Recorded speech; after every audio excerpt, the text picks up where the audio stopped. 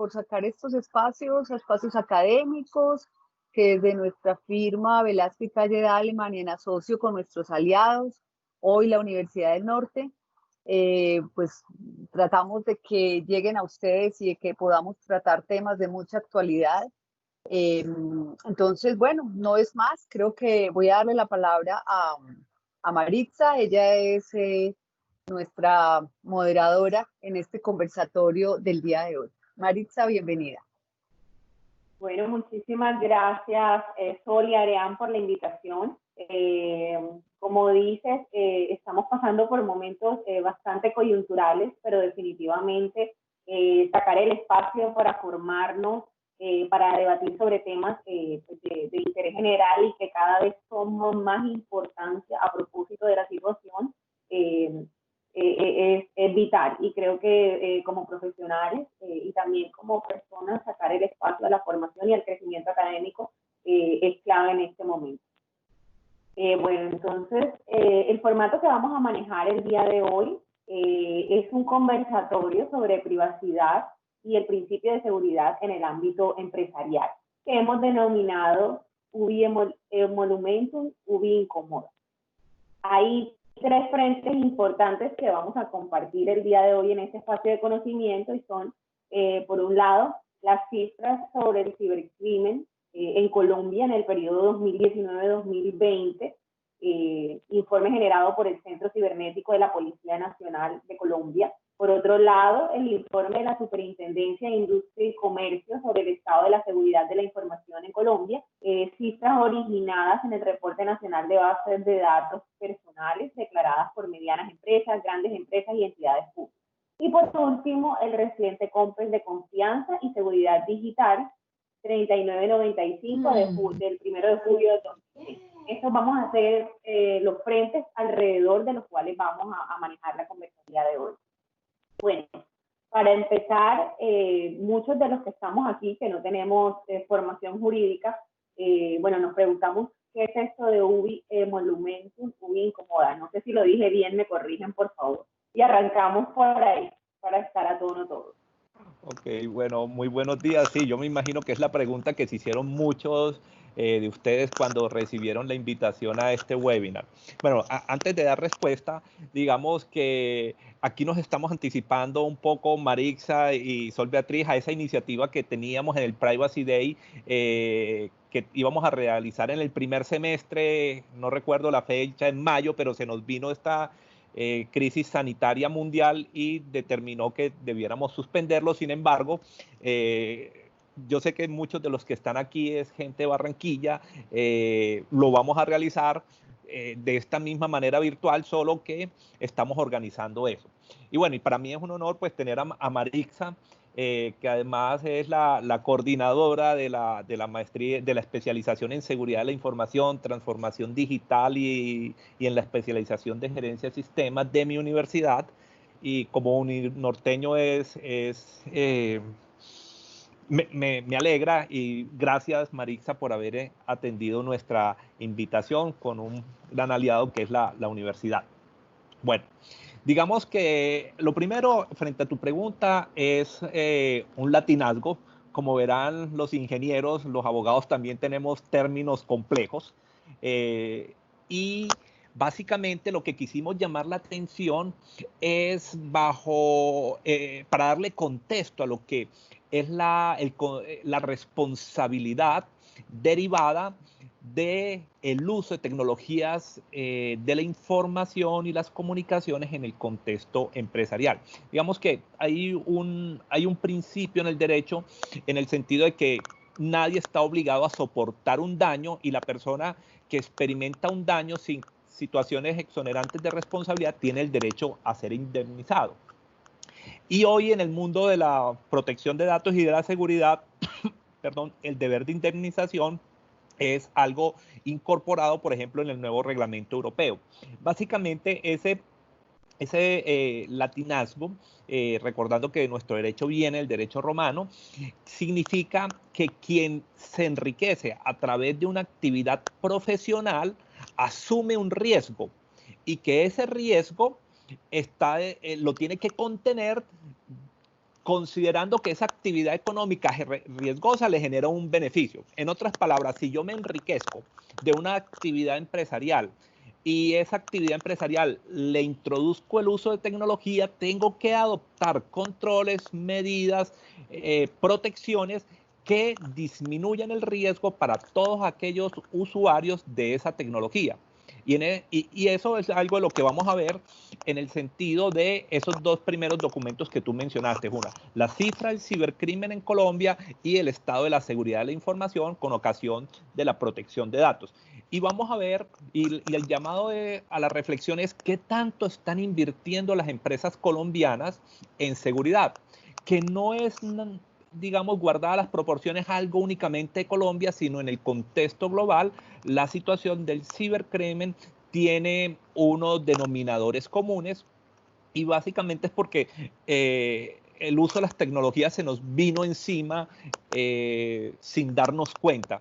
Y digamos que con la pandemia, el teletrabajo, por ejemplo, la virtualidad y la dependencia 100% de la tecnología determina que surjan nuevos riesgos. Entonces, frente a ese contexto de la responsabilidad que asumen las empresas al usar tecnologías y los riesgos que pueden generar a las personas, no deben sorprenderse los administradores societarios cuando uno les dice, oiga, hay que invertir en tecnología, usted tiene que cumplir ciertas normatividades exigidas por el regulador colombiano que no son nada diferentes a lo que hoy en el mundo está siendo la línea o la tendencia de otros reguladores a nivel mundial.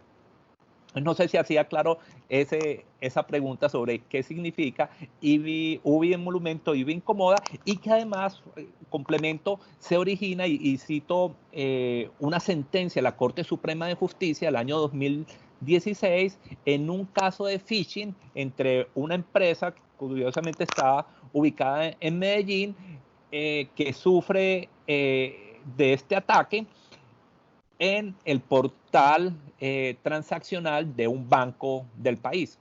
Y la Corte, después de analizar todo el debate en primera, segunda instancia, termina dándole la razón al usuario del sistema financiero y diciéndole al banco, usted tiene que invertir en seguridad, usted introduce el riesgo, usted está realizando una actividad profesional riesgosa, por tanto, eso que hemos escuchado mucho de la debida diligencia debe ser extrema. Ese es el contexto de esa pregunta. Ok. Entonces, bueno, tenemos aquí como varios escenarios. Uno, pues el contexto empresarial, las herramientas tecnológicas que apalancan este negocio, por supuesto las personas como activo principal de las organizaciones y el punto clave desde que empezamos a hablar aquí, el manejo de la información y el manejo de esos datos y a todo lo que estamos expuestos, por supuesto como personas, y como empleados alrededor de esta dinámica, de esta sinergia, de todos estos pilares que mencioné ahora. Entonces, bueno, una de esas cosas a las que estamos expuestas es el cibercrimen. Hablemos sobre las cifras que menciona la Policía Nacional en su informe y qué se debe destacar, qué es lo importante que se debe ver con lupa de este informe en Colombia.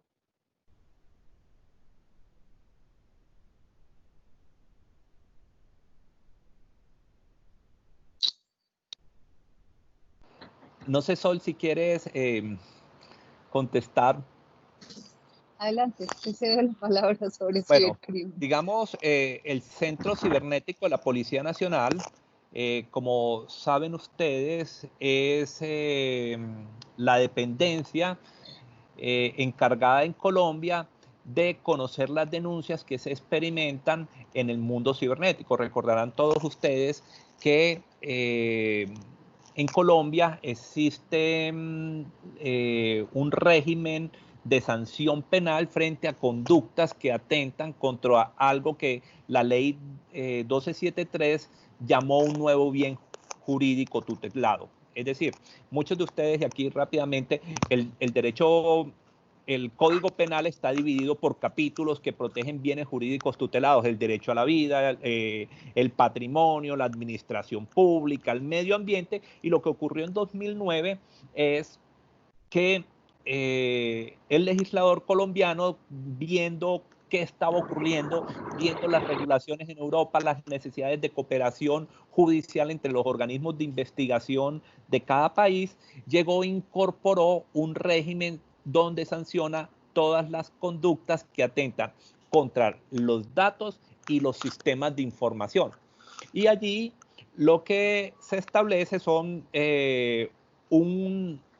unos 10 u 11 tipos penales que van desde el acceso abusivo al sistema informático, los ataques de denegación de servicios, el daño informático, el hurto informático, la suplantación de sitios web y uno que se llama también la violación de datos personales. Entonces la policía desde el año 2016 ha venido rindiendo un informe sobre cuál es la caracterización del cibercrimen en Colombia. ¿Y qué encontramos? Primero, una tendencia creciente alrededor del cibercrimen. Hay algo que vale la pena cuando uno habla de cibercrimen, diferenciar entre lo que es cibercrimen y lo que es ciberdelincuencia. Digamos que para muchos de nosotros pueden ser sinónimos. Sin embargo, hace unos 2 años que estuve dictando una charla en la escuela de policía en Medellín, en Bogotá, perdón, el comandante de la policía hacía una diferencia que yo en ese momento desconocía.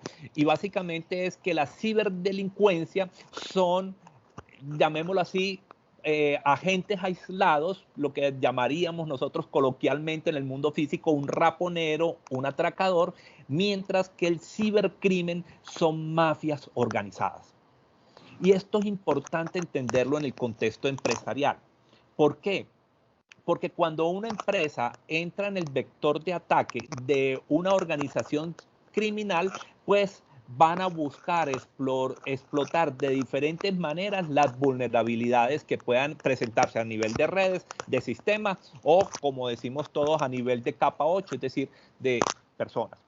Entonces, lo que uno ve es un crecimiento y unos vectores de ataques bastante incrementales alrededor del phishing, el ransomware y otra serie de conductas que empiezan a experimentar las empresas colombianas. Esta mañana estaba leyendo un informe de Europol donde destacaban también los ataques que se han venido generando con ocasión del COVID-19.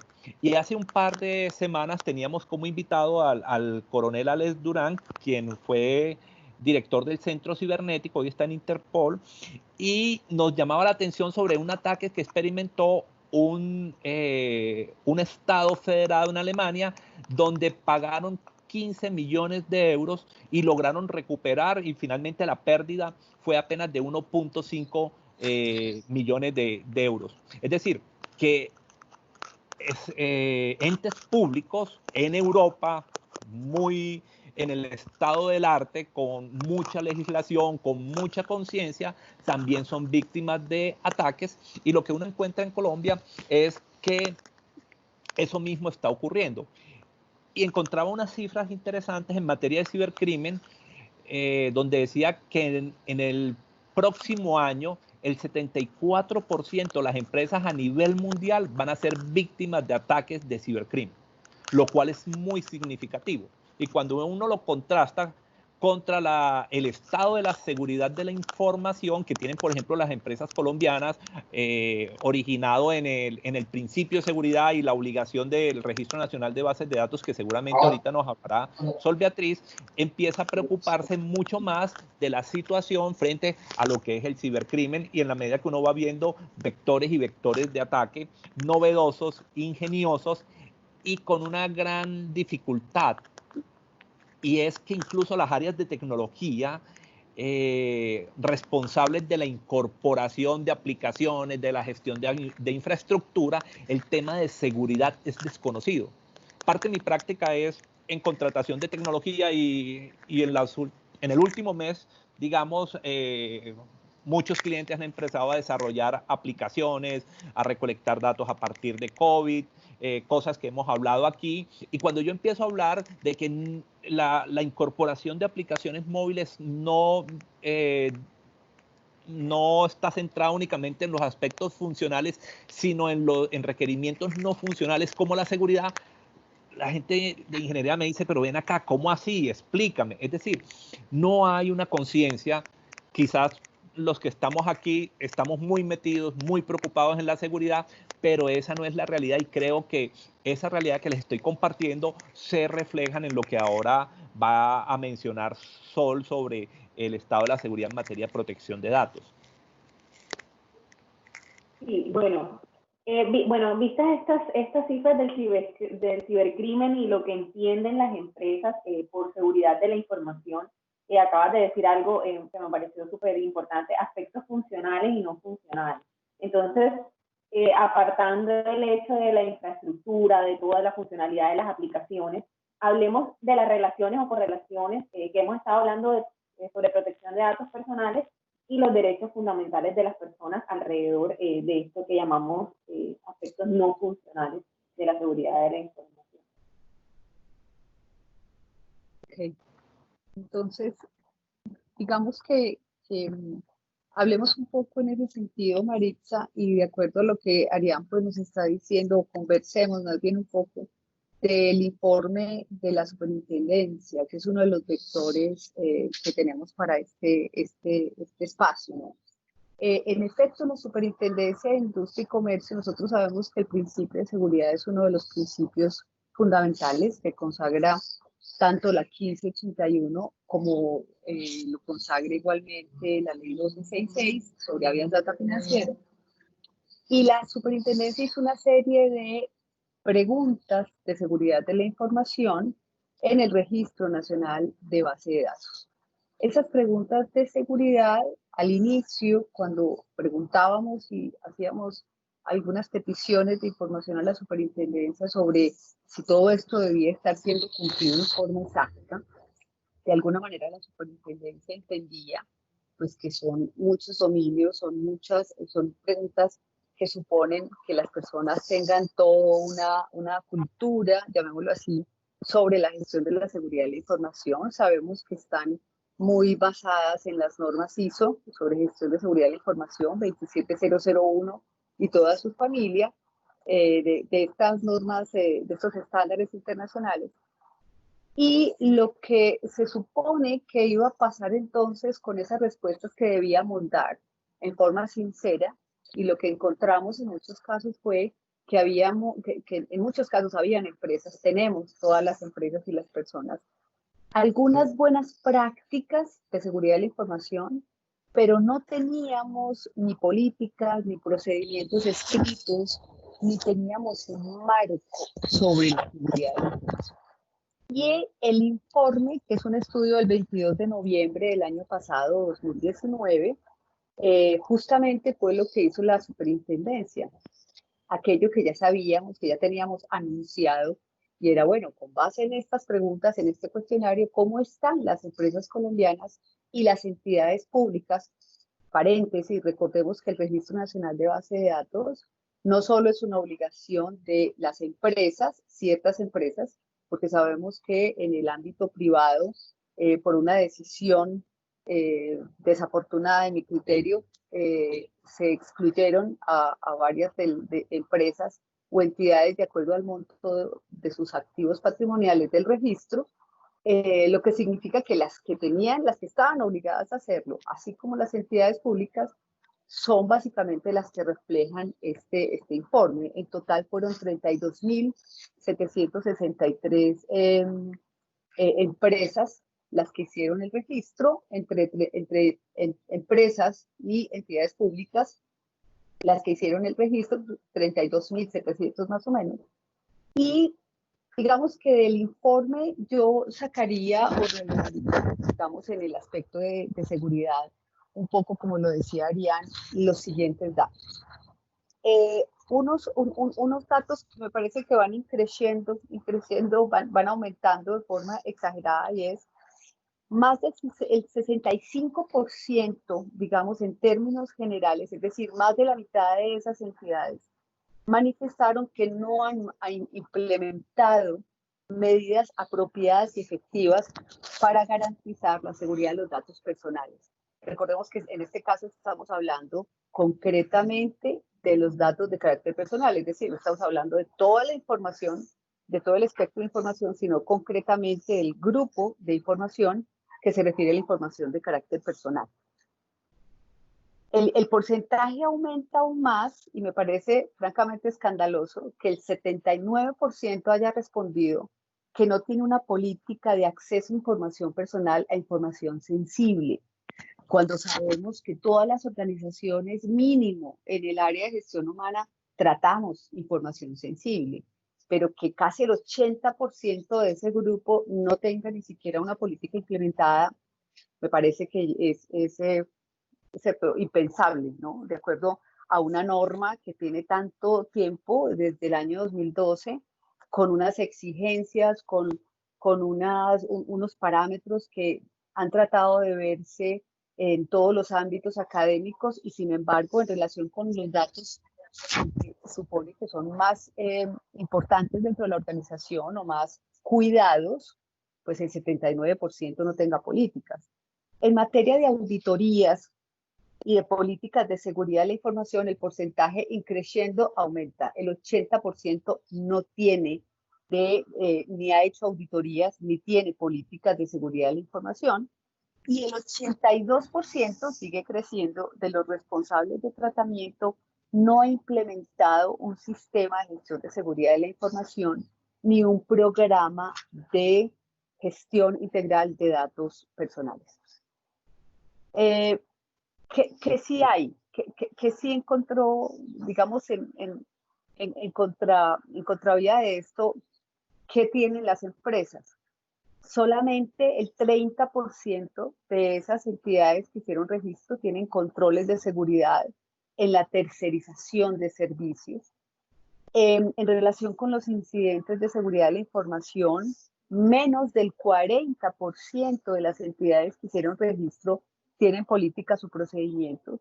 Menos del 30% tienen herramientas de gestión de riesgos y menos del 20% tiene un programa integral de bases de protección de datos personales. En el acceso remoto a la información desde terceros, el informe también me parece una cifra escandalosa, es decir, solamente el 12% tiene ha implementado una política sobre acceso a la información, acceso remoto a la información personal. Y de igual manera se observa ausencia de procedimientos en relación con auditorías sobre los sistemas de información. Digamos que el informe pues tiene muchísimas, se desmenuza por preguntas, por dominios, pero yo quisiera solamente dejar como unas 4 ideas básicas que por lo menos me cuestionan a mí en relación con este informe. Lo primero, me parece que el cumplimiento en materia de protección de datos personales sigue siendo un tema baladí para muchas entidades y me preocupa bastante que sobre todo en el sector público no se tenga, digamos, la conciencia que debe tener el cumplimiento de protección de datos personales. Yo lo he dicho en estos ámbitos académicos, lo digo en mis clases, se los he dicho a ustedes. Las personas y los entes públicos siguen creyendo que cumplir la protección de datos personales es colgar una política del portal, colgar un aviso e incluir una cláusula en cualquier parte. Y estas cifras lo que están demostrando es que no hay un entendimiento sobre qué es un programa integral de protección de datos personales bajo una norma que ya tiene mucho tiempo, que tiene muchos años, que está desde el año 2012 y una guía que la superintendencia digamos, ha proferido también haciendo hincapié en la responsabilidad de mostrar. El segundo asunto es el inmenso riesgo de vulnerabilidad que tenemos los colombianos en este país a que nuestros datos sean atacados, como decía Arián, por estos cibercriminales o delincuentes cibernéticos, ciertos raponeros de datos, que finalmente lo que buscan de nosotros no solo datos patrimoniales, solo con la cédula, lo hemos dicho muchas veces, solo con la cédula se tiene acceso a todo lo que tenemos dentro del país. Y sin embargo, el que menos del 30%, menos del 40% de esas entidades digan que no tienen, perdón, que menos del 30% son los que tienen una política y un procedimiento de reporte de incidentes de seguridad, pues lo que significa es que hay un 60% de entidades entre públicas y privadas que apenas están entendiendo qué es incidente de seguridad, o sea, no tienen una política sobre el asunto. Quiere decir que nuestros datos en manos de ese 60%, pues ni siquiera van a ser reportados ante la superintendencia, porque si yo no tengo una política, ¿cómo hago para cumplir con los 15 días que me da la ley, que me exige la ley, reportar incidentes de seguridad? Si ni siquiera tengo eso dentro del mapa de mi organización. Y el tercer asunto que me llama muchísimo la atención es la gestión de los terceros. No hemos entendido la importancia que tiene la elección de los proveedores encargados de tratamiento. Cuando en estas cifras, estos porcentajes nos dicen que menos del 40% tiene políticas sobre gestión y tercerización de los datos personales, es porque el tema de encargados no está en el mapa, no lo estamos entendiendo, no saben las organizaciones y tampoco sé si las entidades públicas han incluido dentro de sus licitaciones la exigencia del cumplimiento de protección de datos personales en relación con esos terceros. Bueno, para que conversemos sobre esto y continuemos conversando, yo diría, Maritza y Ariane, que básicamente esto es lo que me llama mucho la atención del informe. Podríamos profundizar un poco más sobre esto, pero bueno, les dejo como estos temas que a mi modo de ver, pues no quisiera ser tan alarmista, pero yo declaro como escandalosos definitivamente en términos de seguridad de información personal. Yo complementaría algo en relación con lo que dice Sol, que las cifras son más dramáticas, considerando que la obligación de declarar bases de datos quedó únicamente para las medianas y grandes empresas y para el sector público, que como sabemos, un 90%, según lo que dicen los indicadores económicos en el país, son pequeñas, son micros y pequeñas empresas. Entonces, los porcentajes son mucho más alarmantes. Y frente a lo que señala Sol, también estaba mirando en el informe, frente a la pregunta de si las empresas tienen procedimientos de definición de especificaciones y requisitos de seguridad para ser incorporados en los sistemas de información y en lo que es la infraestructura. Solamente el 15% ha identificado la necesidad de incorporar requisitos de seguridad en la adquisición, soporte, mantenimiento y evolución de los sistemas de información. Y eso tiene que ver con lo que dice Sol, porque muchas de las empresas dependen de terceros que son proveedores de tecnología y no se ha entendido realmente la responsabilidad de los encargados y los actos de diligencia que tengo yo como responsable al seleccionarlo. Y ahí podríamos hablar un poquito otro latinazgo, y es la responsabilidad in eligiendo, es decir, la responsabilidad que tengo en elegir, en este caso, a mis proveedores. Quiere decir que la selección de proveedores hoy en cualquier empresa colombiana que trate datos, que yo diría son todas, implica un elemento de métrica, una métrica sobre cómo está cumpliendo este tema de protección de datos. Hoy ya no quedó en una cláusula contractual donde le digo es un encargado, ya no quedó en la celebración de un acuerdo de confidencialidad. Hoy lo que hemos visto nosotros, clientes que llegan a experimentar incidentes que hay que empezar a gestionar, que es necesario ir más allá en las auditorías, que es necesario evaluar a los proveedores para ver qué seguridad, porque frente a un requerimiento del regulador, yo no me voy a defender en términos prácticos únicamente con un documento contractual. De ninguna manera, porque una de las cosas que ha hecho la superintendencia en las sanciones es que la privacidad o la protección de datos tiene que estar incorporada en el ADN operativo de las organizaciones, tanto públicas como privadas. Bueno, Ariane, y bueno, siguiendo con esta idea, tenemos por un lado el cumplimiento de una regulación y tenemos por otro lado, pues la pues la defensa que tiene la empresa a no ser vulnerada por un ciberataque. Pero tal vez este no cumplimiento y ese no tener la política está relacionado con el desconocimiento de cómo afecta esto el desarrollo empresarial. Es decir, ¿qué importancia representa la seguridad para el desarrollo económico?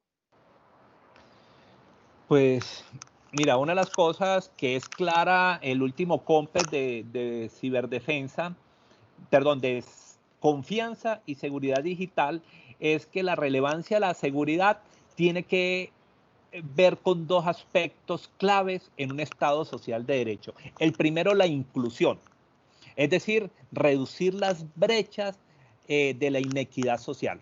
Hoy las tecnologías no pueden ser un elemento que ahonde en las brechas. Hoy la posibilidad de que todos nos podamos conectar por aquí determina que toda la sociedad, no solamente en Colombia, sino en el mundo, se debe lucrar, se debe beneficiar, debe crecer económicamente, y hoy estamos viendo la cantidad de espacios de compartir experiencia, de cursos gratis, de recursos y de contenidos que están en YouTube y en otras partes podemos acceder al conocimiento de una manera muy sencilla, pero esto también implica que haya una estrategia hacia la sociedad por el fin de crear ciudadanos competentes digitalmente y ciudadanos que puedan vivir en el siglo XXI y que tengan la posibilidad de subsistir. Porque también sabemos que la incorporación de tecnologías de la industria 4.0 va a generar un desplazamiento de la mano de obra de aquellas actividades que cuestan mucho, que no crea valor. Entonces la inclusión es un elemento fundamental. Y el segundo elemento es la competitividad. Es decir, lo hablábamos antes, un ejercicio que nosotros hicimos al interior, un ejercicio de planeación en la Junta Directiva del capítulo ISACA Medellín.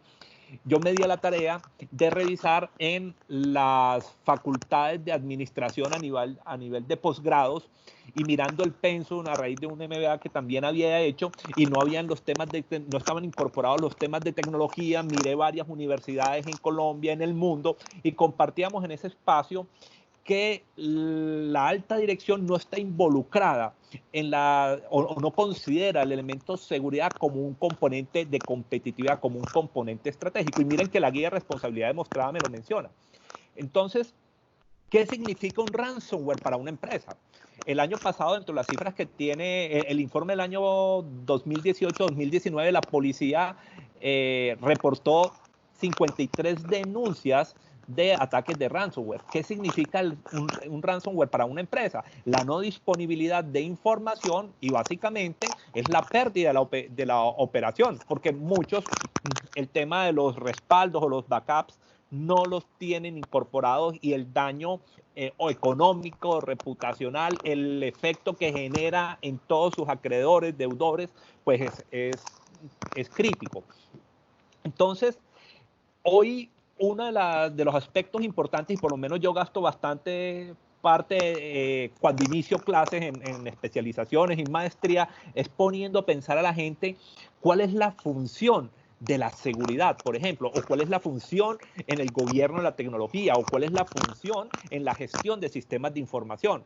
Y muchas veces la gente que está en tecnología, que a su vez no hemos entendido la necesidad de independizar tecnología de seguridad, no tiene claro y piensan que la tecnología o que la seguridad es únicamente la gestión de aplicaciones, la gestión de software o de hardware.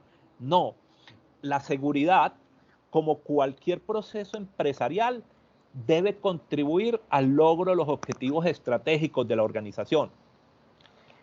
¿Y eso qué significa?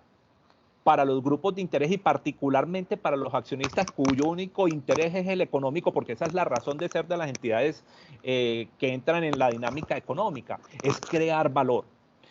¿Qué ocurre en las organizaciones? Digamos que hemos visto lamentablemente la concepción también dentro del Estado, que bastante desafortunada dio lugar a memes de que los ingenieros apenas se requerían 2 horas.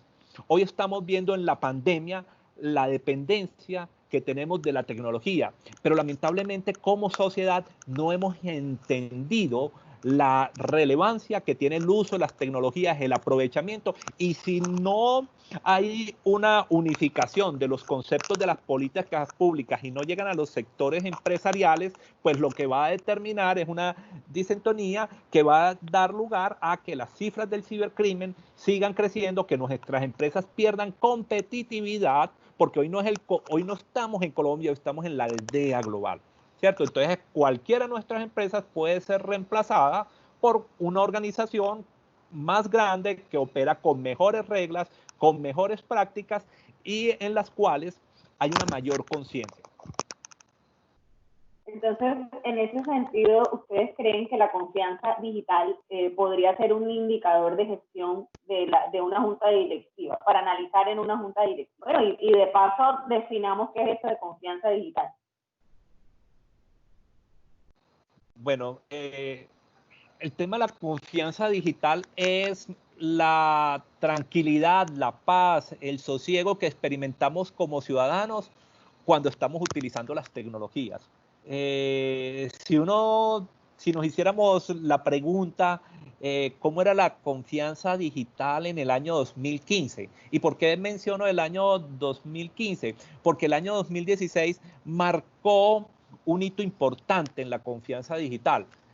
Quienes venimos trabajando en esto hace 20 años, pues hemos sido conscientes de la preocupación en la protección alrededor de la protección de datos, de la seguridad. Pero 2016 hizo público lo que ya advertíamos muchos en el sentido del aprovechamiento y el abuso de la información personal. Y es básicamente el efecto de Cambridge Analytica. A partir de ese momento, la gente empezó a ser consciente, todavía no, porque hoy la gente sigue revelando su vida en Internet, no son conscientes de la protección de sus datos, no son conscientes de la bioseguridad digital que necesitamos llevar a redes sociales en donde divulgamos todos y que son elementos para el cibercrimen. Entonces, esa confianza digital tiene que ser un elemento, y yo creo que las normas de protección de datos, y ahorita Sol nos puede hablar de la relevancia, la responsabilidad demostrada y la guía expedida por la SIC y lo que es un programa integral de protección de datos, debe ser un elemento que se debe tener en la alta dirección, en ese concepto que tenemos de relacionamiento con los grupos de interés. ¿Qué tranquilidad le estoy yo dando a los grupos de interés con los que me relaciono cuando hoy estoy, por ejemplo, basando mi operación en el 100% y Sol daba unas cifras de el 15%, el 12% en el tener políticas de conexiones remotas, cuando hoy todos en el teletrabajo, cómo nos estamos conectando a nuestras organizaciones? A propósito, Arián y Marisa, de lo que tú estás hablando sobre confianza, me recuerdas un informe que se hizo justamente por ISACA sobre esa confianza, sobre cómo se sentían los ciudadanos en relación con la tecnología que utilizaban. Y fue muy curioso porque mostraron dos extremos. En la encuesta, los ciudadanos, más del 70% de los encuestados se sentían tranquilos y confiados, ¿cierto? Se les preguntaba y se les decía, ¿usted cómo se siente en relación con su iPhone, con su celular, con su internet? Y la gente decía, yo me siento tranquila, yo siento que creo que son seguros. Lo curioso es que a las mismas empresas y a los mismos gerentes de tecnología y gente que trabajaba en tecnología y en seguridad de la información de esas mismas organizaciones, se les formuló la misma pregunta, si sus sistemas eran confiables o no. Y resulta que el porcentaje fue totalmente al revés.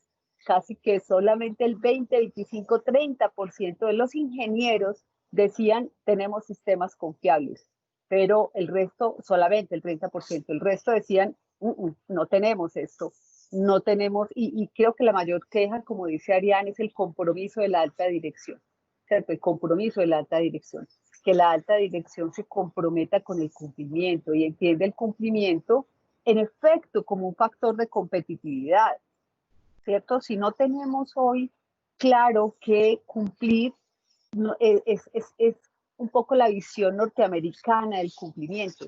Si usted no le da tranquilidad al ciudadano, ¿cómo quiere un consumidor en Internet? Y sobre todo en estas épocas, ¿cierto? Donde con mayor razón el comercio electrónico pues está creciendo de forma exponencial.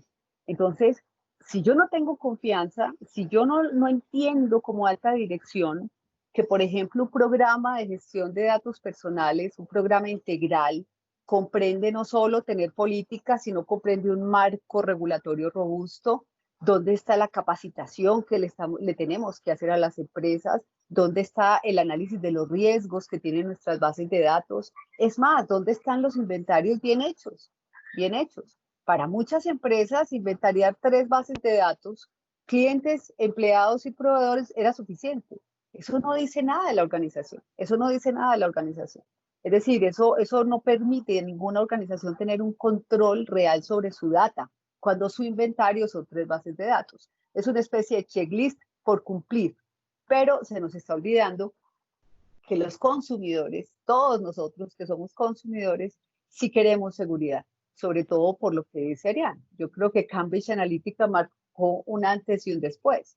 ¿Quién iba a pensar que la Superintendencia de Industria y Comercio en Colombia iba a pedirle a Facebook, a semejante gigante que trata más de 30 millones de datos de colombianos, que cumpliera con estrictas medidas de seguridad? Y creo que empezaron por Facebook y por estos grandes.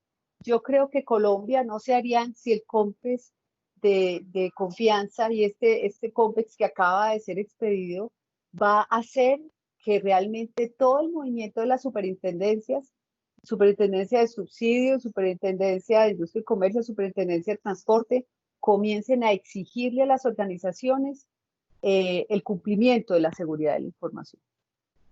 Es como un poco mi previsión sobre lo que se viene de aquí en adelante, porque ya conozco varias decisiones, por lo menos en los temas de cajas de compensación, sobre la exigencia de seguridad de la información, ciberseguridad, sobre protección de datos personales, ¿cierto? Donde ya les están diciendo, bueno, las auditorías, muéstrenos qué están haciendo los auditores. Lo que pasa es que, de acuerdo al informe de la SIC, nadie tiene política sobre eso.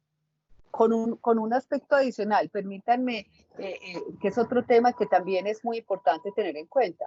Recuerden que el Registro Nacional de Base de Datos lo hicieron, eso es un muestreo de 32.000 compañías, donde estoy segura que esos pequeños porcentajes de cumplimiento son de las más grandes del país.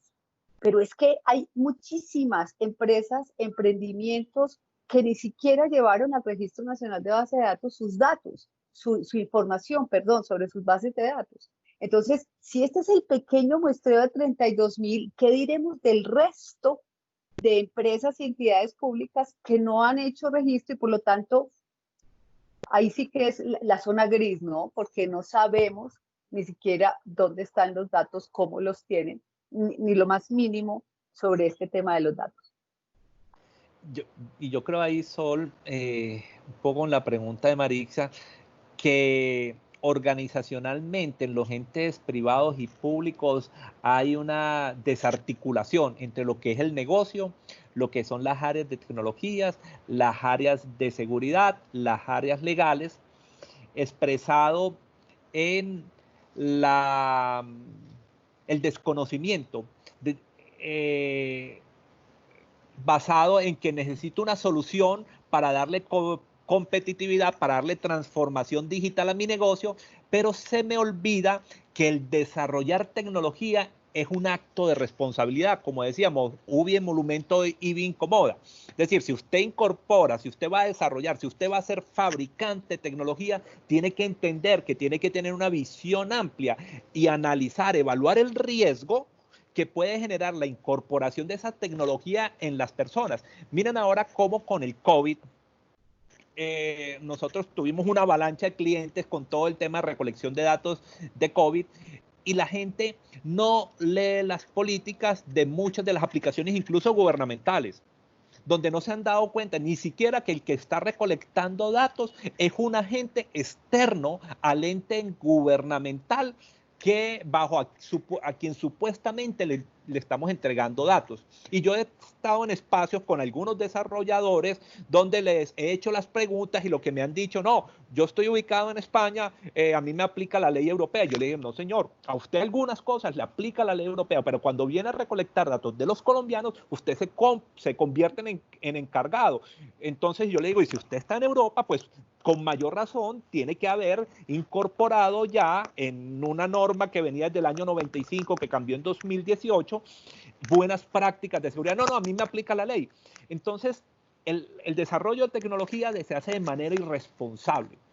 Y afortunadamente digo yo que eso va a ser un determinante en la comprensión de quienes dirigen las organizaciones europeas. Ya incorporó el principio, el deber de indemnizar el daño causado cuando hay un abuso en el uso de los datos, bien sea determinado en la violación de un contrato o bien sea determinado en la violación de la ley, independiente de que haya culpa. Yo no tuve la culpa, no importa, usted asumió el riesgo, usted no contuvo bien el riesgo, usted no hizo una adecuada evaluación de impacto, de privacidad, de seguridad, de ética en ese desarrollo tecnológico, y por tanto usted va a responder como organización frente a los perjuicios que genere. Y recordando que en Colombia las sanciones son institucionales y personales.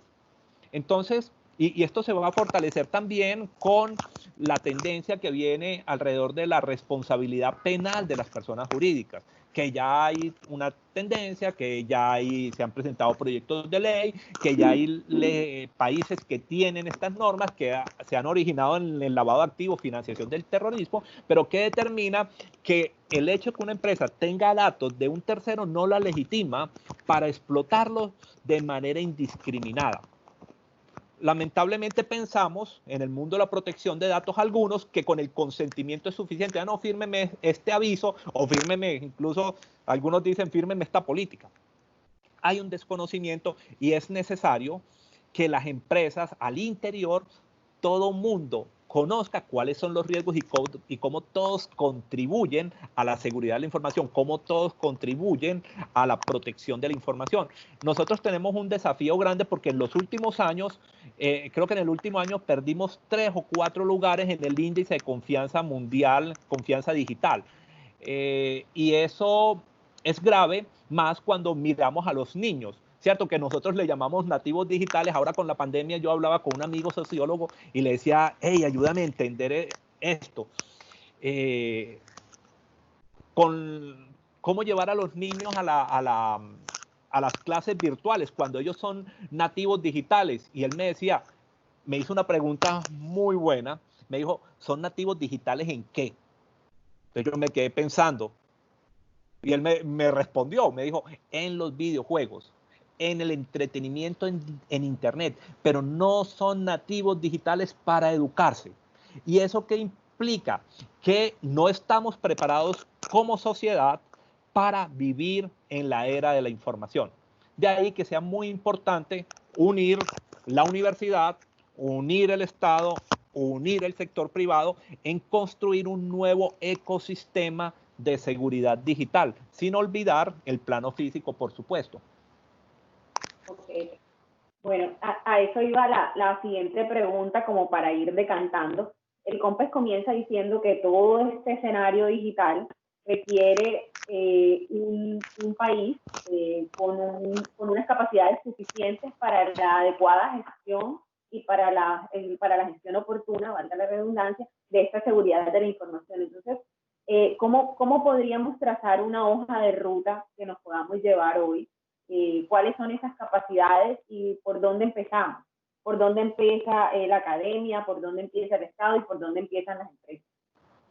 Ok, digamos que aquí venimos en un esfuerzo y en una línea. Yo creo que el país, una de las cosas que yo destaco, a pesar de ser muy crítico con los gobiernos que he tenido que vivir a lo largo de mi vida, es que se ha hecho una buena tarea en materia de tecnología, desde que empezó por allá en la Agenda de conectividad en el año 98, en los planes nacionales de desarrollo, pero en esta materia puntual de ciberdefensa y ciberseguridad, empezamos en 2011 con políticas públicas en ciberdefensa y ciberseguridad, fortaleciendo lo que son las capacidades de las fuerzas militares y la policía como una fuerza armada.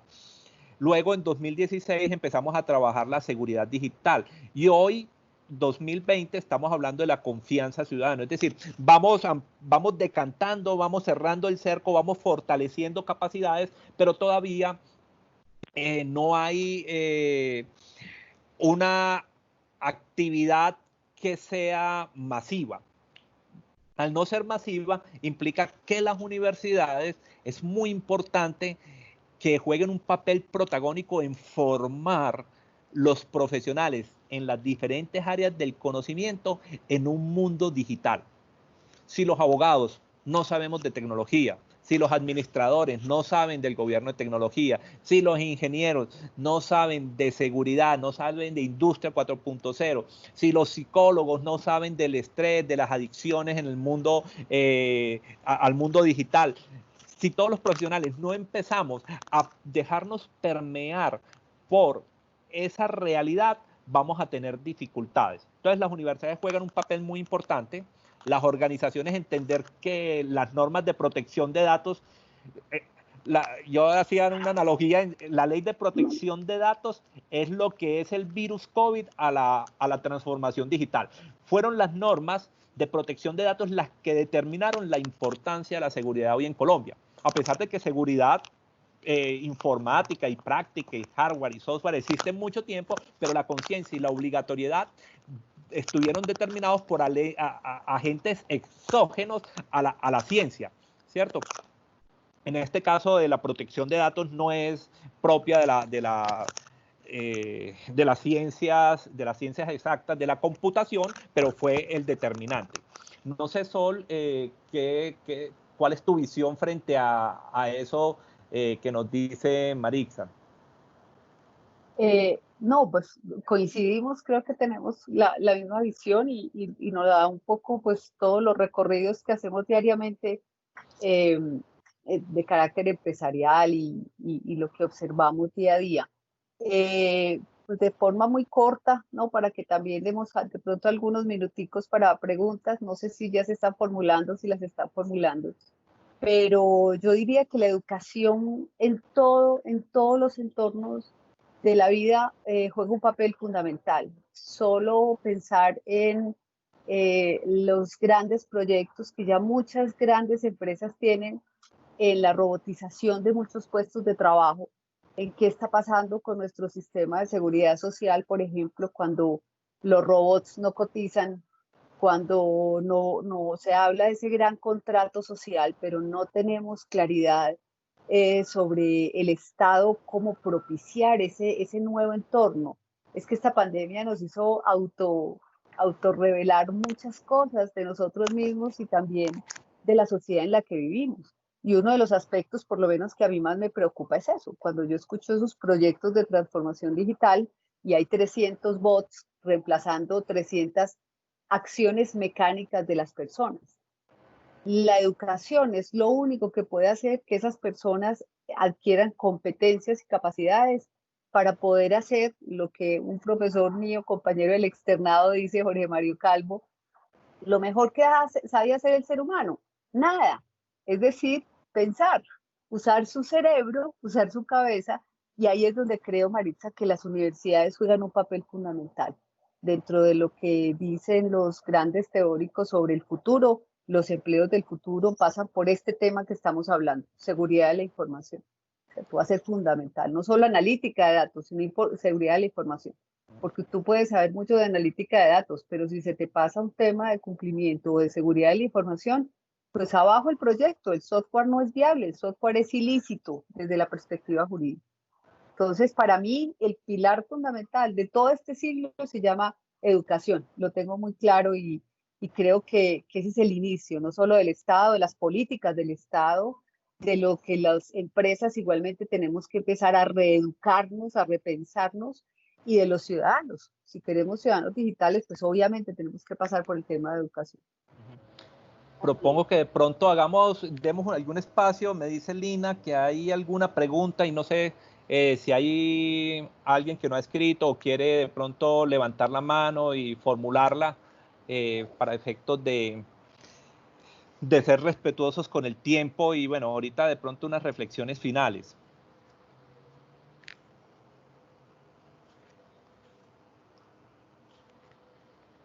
¿Puedo ir como respondiendo alguna aquí fácil? Si el estudio de la SIC es público, claro que sí, en la página de la superintendencia lo pueden encontrar, en la Delegatura de Protección de Datos Personales, allí está, informe sobre el estudio de seguridad, allí lo puedes ver. Si tienen dificultades nos escriben y nosotros con mucho gusto lo compartimos.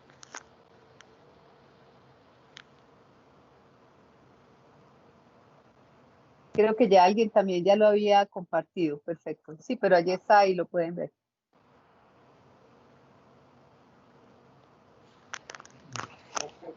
No hay preguntas, pero sí quisiera yo preguntarles cuáles serían qué nos debemos llevar de aquí, de esta conversación, cuál es la gran invitación que hacemos después de conocer todas estas cifras, de tener un panorama de futuro que ya está aquí.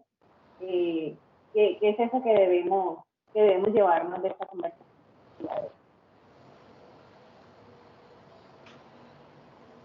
Pues yo diría, Maritza, reiterar, porque creo que ya muchos de los que estamos acá pues me han escuchado decirlo, pero reiterar lo que quizás mencionaba ahora, ¿cierto? Y es que el cumplimiento en el siglo XXI se constituye como un habilitador de las empresas que quieran ser realmente exitosas en la sociedad de la información y del conocimiento. Y es un habilitador porque solo el cumplimiento puede ayudar a gestionar los riesgos que se ciernen sobre los dos activos fundamentales sobre los cuales se produce en el siglo XXI, la información y el conocimiento. Si yo no tengo eso claro, me parece que la administración de una organización, la administración del Estado, de cualquier entidad pública o privada, no va a tener claro cuál es su estrategia de cara a ser exitoso y competitivo, como decía Arián en este sitio. La segunda conclusión, y dado pues ya, digamos que esta es desde la perspectiva estratégica, diría yo, de cómo el cumplimiento, como un habilitador de una organización hoy día competitiva en este siglo, tiene que tener en cuenta el cumplimiento. Y en este caso estamos hablando de cumplimiento de seguridad de la información, de cumplimiento de seguridad sobre los datos personales, ¿cierto? Como una especie de acápite de ese general que es la seguridad de la información en términos mucho más amplios. Ahora bien, lo segundo es que yo diría que el Estado colombiano, con este informe, con este COMPES nuevo que tenemos, es muy fácil leer entre líneas que nuestras organizaciones se van a ver abocadas a muchas investigaciones y se van a ver abocadas a muchas peticiones de las autoridades de control en relación con este tema, Solo la forma como se maneja la pandemia, ya los profundos cuestionamientos que los ciudadanos hacen, incluso a nuestras alcaldías sobre el manejo de los datos, las tutelas que ya tenemos resueltas, lo que Europa está haciendo, nos pone en pie de alerta de que desde la perspectiva empresarial vamos a tener que estar listos y preparados, porque yo creo que con este nuevo COMPES se viene toda una estrategia de alinear el resto de la sociedad a los temas de seguridad de la información y al buen manejo de los datos personales. Serían mis conclusiones, Mario. Bueno, yo creo que mi principal reflexión sobre esto es que las organizaciones tienen que ver en la seguridad digital y en sus diferentes componentes y elementos que la integran como algo estratégico.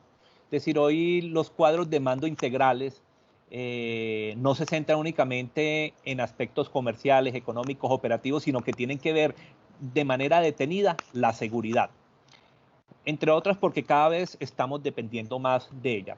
Y lo segundo, si el escenario que yo les planteaba, que es real sobre la adquisición, desarrollo, soporte de sistemas de información, hoy solamente está centrado en lo funcional, no considera especificaciones de seguridad, la evolución de la industria 4.0 en nuestro medio va a tener serias dificultades en términos de competitividad por infracción a la regulación, por infracción a las buenas prácticas y porque el uso de esas tecnologías no van a ser competitivas en la aldea global.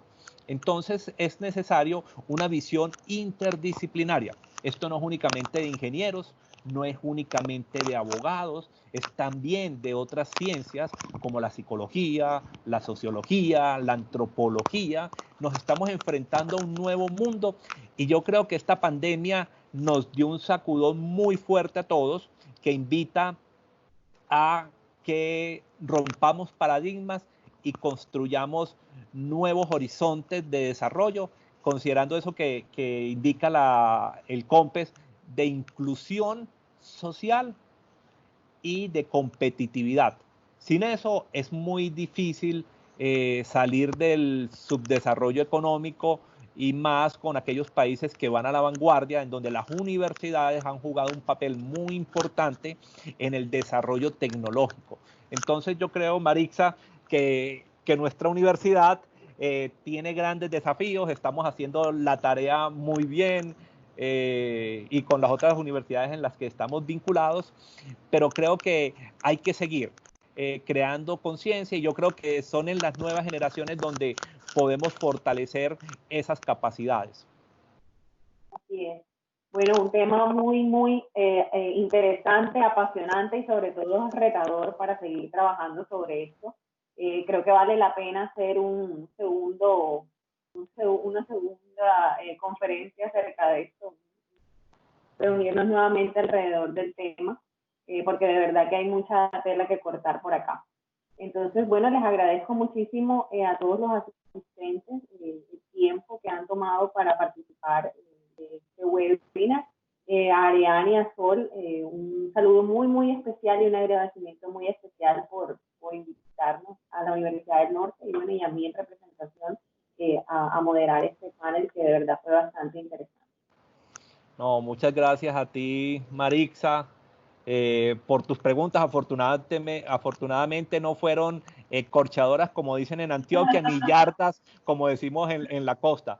Entonces, sí, estos son aspectos para reflexionar mucho.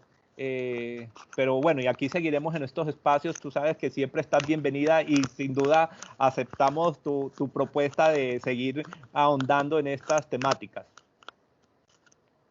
Perfecto, sí. Muchas gracias a todos, Maritza. Igualmente me uno pues a las palabras de Ariane y a todos los asistentes, muchísimas gracias.